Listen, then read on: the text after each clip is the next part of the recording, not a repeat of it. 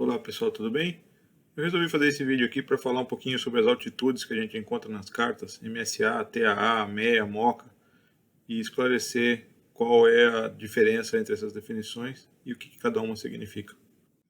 Então pessoal, vamos falar um pouquinho sobre as altitudes que a gente pode encontrar na carta aqui, diferentes posições e diferentes significados. A primeira altitude que a gente tem então é a MSA, Minimum Sector Altitude, que é a menor altitude que se pode voar com uma margem de 1.000 pés acima dos obstáculos num raio de 25 milhas do auxílio rádio. Muito comum da gente ver MSA em procedimentos de aproximação ou em procedimentos de saída. Então, dependendo do auxílio rádio, num raio de 25 milhas tem lá MSA, pode ser a mesma para todos os setores, ou pode ter diferentes MSA para cada setor em função dos obstáculos da região. Depois a gente tem a TAA, que é muito similar à MSA, que é a Terminal Arrival Altitude, que é a menor altitude que provê 1.000 pés de separação também com os obstáculos, num raio de 25 milhas, só que o centro não é mais um auxílio rádio, o centro é o Initial Approach Fix ou o Intermediate Fix de uma aproximação. É muito comum da gente encontrar TAA em cartas de aproximação RNAV, né? RNAV GNSS ou agora os procedimentos RNP. Próxima altitude que a gente encontra é a MEA, Minimum En Route Altitude.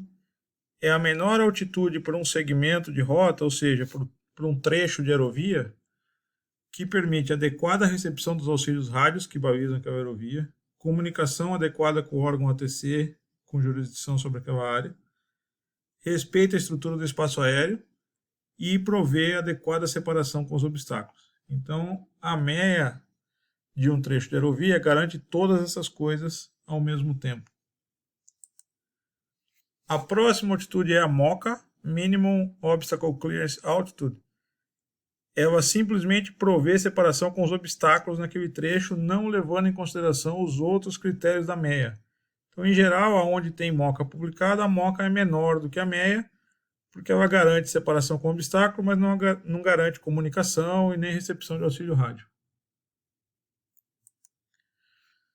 Depois nós temos a MORA, Minimum Off-Route Altitude, que é a altitude que provê 2.000 pés de separação com obstáculos em região montanhosa ou 1.000 pés em região não montanhosa. E também tem a Grid MORA, que é aquela altitude que aparece, né, na quadrícula da carta, normalmente em centenas de pés. Também provê 1.000 pés de separação onde a área não é montanhosa e 2.000 pés onde é montanhosa, e essa separação é feita com altitude de 5.000 pés. Então a Grid MORA ela tem 1.000 pés de separação onde o terreno é menor do que 5.000 pés, mais baixo, né, do que 5.000 pés, e ela tem 2.000 pés de separação onde o terreno tem elevação maior do que 5.000 pés. Depois a gente tem a MCA, Minimum Crossing Altitude.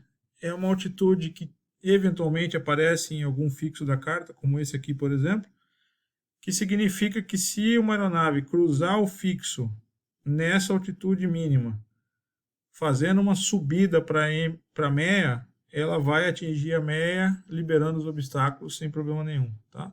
Não é uma coisa muito comum da gente encontrar, mas existe.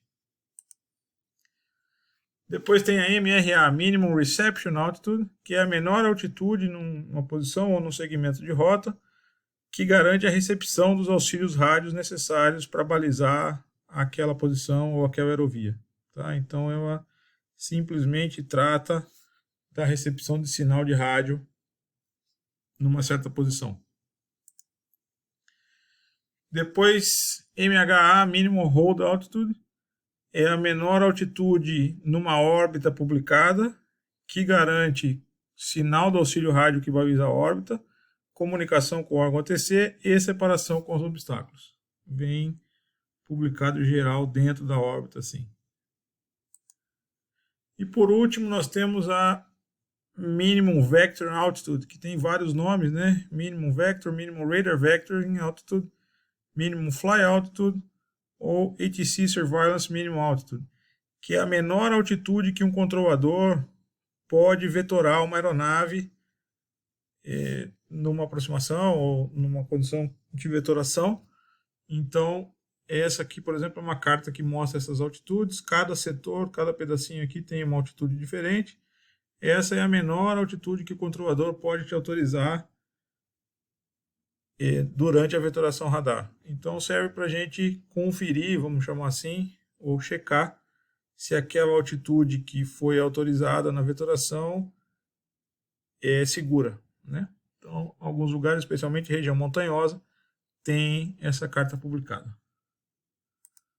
Tá bom, pessoal? Então, esse vídeo é bem rapidinho, só para mostrar essas altitudes e as definições das coisas que a gente encontra nas cartas por aí. Tá ok? Obrigado e até o próximo vídeo.